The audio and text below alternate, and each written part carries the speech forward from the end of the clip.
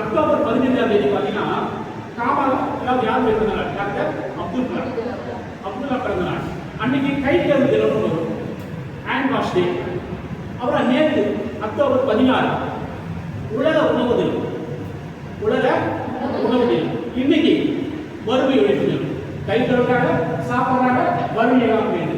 15, 16, 17. So October 14 Abdullah பிறந்த நாளைக்கு போறாங்க, கை கழுவுறாங்க, அப்புறம் என்ன பண்றாங்க?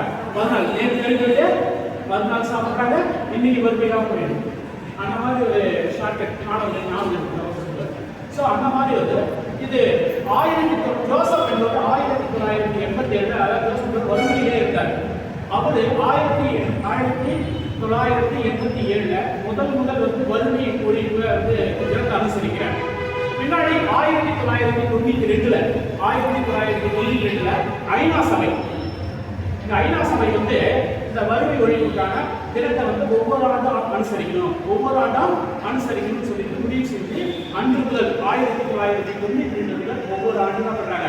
இந்த வறுமை ஒழிப்பு தினத்தை என்ன பண்றாங்க? அனுசரிக்கிறாங்க. வறுமையை வந்து பல வல்லுநர்கள் ரெண்டு வகையா பிரிக்கிறாங்க. ஒன்று வந்து முழு வறுமை, இன்னொன்று ஒப்பீட்டு வறுமை. அதாவது ஒன்று முற்றிலும் வறுமை, இன்னொன்று வந்து ஒப்பீட்டு வறுமை.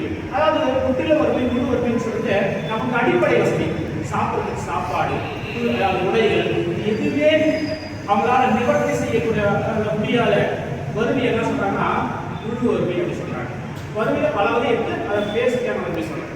இன்னொரு ஒப்பீட்டு வறுமை. ஸோ அவன் கார் வச்சிருக்கிறான், நாம கார் வச்சுக்கலாம். அவன் ஸ்கூட்டர் வச்சிருக்கிறான், நாம ஸ்கூட்டர் வச்சுக்கலாம். இன்னும் அதை கம்பேர் பண்ணி இருக்கக்கூடிய வறுமை. புரியுதுங்களா? அப்போ முற்றிலும் இருக்கக்கூடிய முழு வறுமை, இன்னொன்று ஒப்பீட்டு வறுமை. இந்த மாதிரி வல்லுநர்கள் என்ன பண்றாங்கன்னா பிரிச்சு வச்சிருக்காங்க. அதாவது வந்து எது கிடைச்சாலும் இல்லாதவனுக்கு அது அவசியம். எது கிடைச்சாலும் இல்லாதவனுக்கு அவசியம். எது கிடைச்சாலும் இருக்கிறவனுக்கு அது அனாவசியம். எது கிடைச்சாலும் இருக்கிறவனுக்கு அது அனாவசியம். அப்போ நம்ம கையில ஏதாவது ஒன்று இருக்குன்னா அந்த வறுமை போக்குவரத்துக்கு இந்த நாளில் சமுதாயத்துக்கு நம்மளால முடிந்த சிறு உதவிகள் என்ன பண்ணலாம், செய்யலாம் அப்படின்னு சொல்லிட்டு இந்த அரிய நேரத்தில் வட்டாட்சியர் அவர்களுக்கு வழிவிட்டு என் உரையை முடித்துக் கொள்கிறேன்.